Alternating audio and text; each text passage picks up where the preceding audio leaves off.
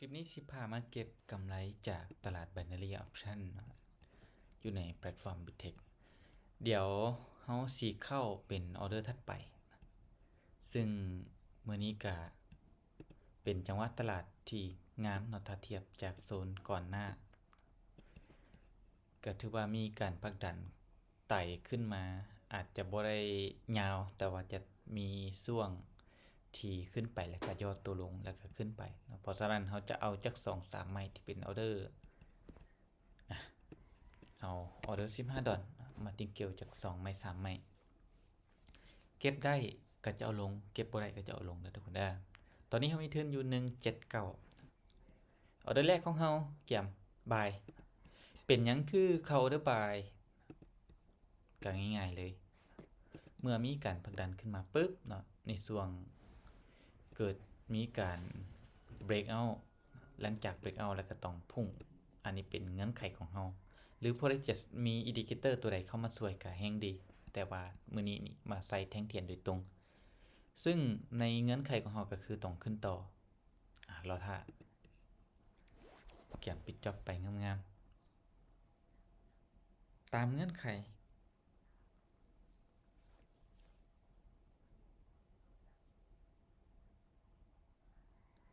เนี่ยยังอีก8วิดีดตัวได้บ่ถือว่าราคานิ่งเลยเมื่อบ่วินไม้ที่1ก็มาต่อไม้ที่2เราจะมาติ้งเกลแบบ1ต่อ1ออเดอร์นี้ขึ้นไปปึ๊บเนาะย่อตัวลงมาก็เส้นเคยเนาะแท่งนี้ยังปิดบ่ฮอด 50% ของแท่งเซลล์เราจะขายย้ำว่าเราเทรดมาติ้งเกลเนาะบ่วินไม้ที่1เราไปไม้ที่2หรือไม้ที่3วินอันนั้นก็คือว่าจบแล้วเราก็สามารถเก็งกำไรกับมันได้แล้วตอนนี้นี่ผลักดันลงมาเป็นที่แฮมห้อยรอแค่เวลา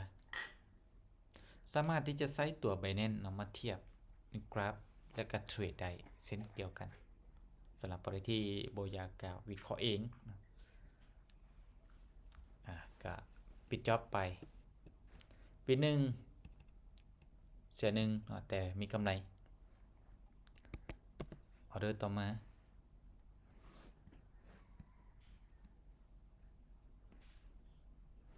ออเดอร์นี้แห้งขายยังผลักดันลงมาโดย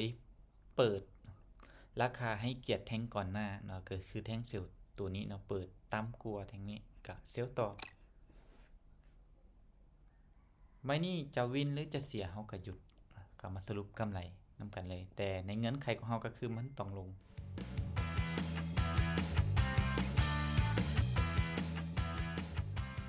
อีก14วิตอนนี้นี่ผลักดันมาแบบนี้บ่มีหยังเปลี่ยนแปลงแล้วแห้งขายมาแบบนี้นับถอยหลังปิดจับไปสวยงามโอเคเนาะทุกคนสำหรับ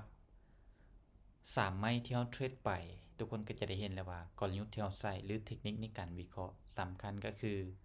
เราต้องมั่นใจในตัวเองแล้วก็วิเคราะห์ในเชิงของเทคนิคหรือสิ่งที่เราได้เรียนรู้มาจากบ่ได้เข้ามั่วแล้วก็จะเฮ็ดให้เราในสามารถสร้างกำไรได้แม้นอยู่ว่าเราเข้า3ไม้เราบ่ได้วิน3ไม้ก็บ่ได้เกินว่าซีเรียสนะเพราะว่าจุดประสงค์ของมาสร้างกำไรเราบ่ได้มาเพื่อเอาชนะทุกไม้แน่นอนเนาะอยากชนะทุกไม้ก็จะมีบางช่วงแต่มันยากเพราะฉะนั้นเราเก็งกำไรได้เราเก็งกำไรในรูปแบบที่มันสบายใจและเรามีกำไรแค่นั้นจบเนาะไว้เจอกันใหม่ในคลิปต่อไป